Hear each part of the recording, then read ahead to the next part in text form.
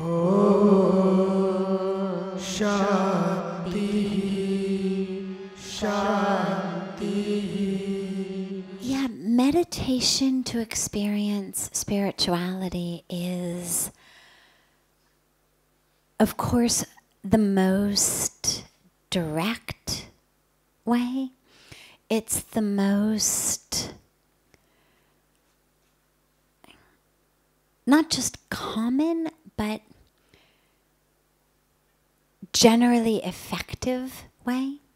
If you have 1,000 people who want to experience spirituality and you have one cookie cutter answer to give all 1,000 of them, absolutely meditation is the answer to give them.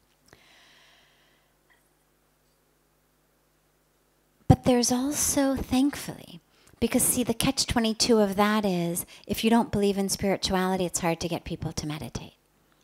If I don't believe that there is something, it's going to be really hard for you to convince me to spend 10 minutes, 15 minutes, half an hour of my time. And the mind is also very, very cunning, very smart in its own way. And if I sit down to meditate telling myself this whole thing is such a joke, I'm just doing it to make my daughter happy, and you sit there and you close your eyes and you count the seconds so that you can know when 15 minutes is up or 20 minutes is up, and you're doing your 1001, 1002, 1003 the whole time, or you're trying to make a list and remember all the things you've got to do when you get into the office that day, or whatever it may be. You can prevent meditation from happening. And fortunately, the grace is there in such a way that even without meditation, that grace is present. And so there's many, many other possibilities for people to at least experience enough that they might be open to meditation. In order to sit for meditation, people have to either be moving toward something, spirituality, God, or they have to be moving away from something, depression, stress, high blood pressure. Fortunately today we've got doctors saying, you should meditate. So we're actually entering a beautiful realm of people sitting down to meditate who may not necessarily be spiritually inclined, but they're doing it because their cardiologist has told them to.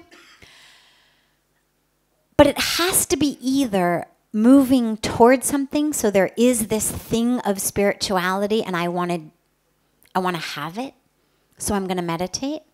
Or I've got so much stress, so much depression, so much misery, whatever it may be, and I've been told that meditation is the answer, and so I'm going to try.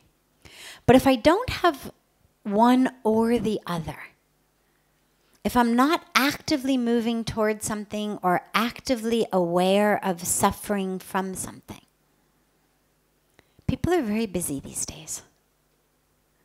We've made ourselves very busy. We've created a world of emergencies.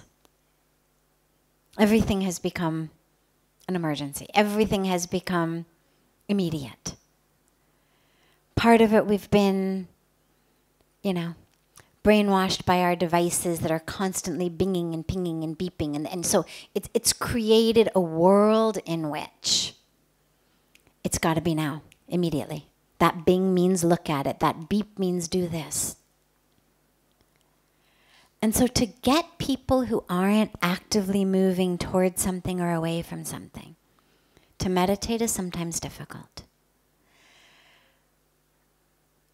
But if we can get them either to accept the fact that they're suffering, even if not in an experience of total misery, but to accept that they've got some stress, to accept that they've got, any aspect in their life that they would like not to have, desires, expectations, frustrations,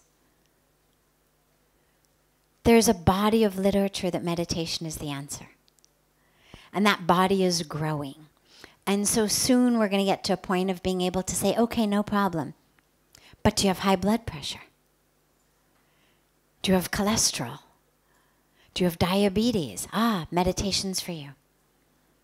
And that's bringing us into a beautiful place of being able to touch people who didn't necessarily have a spiritual quest.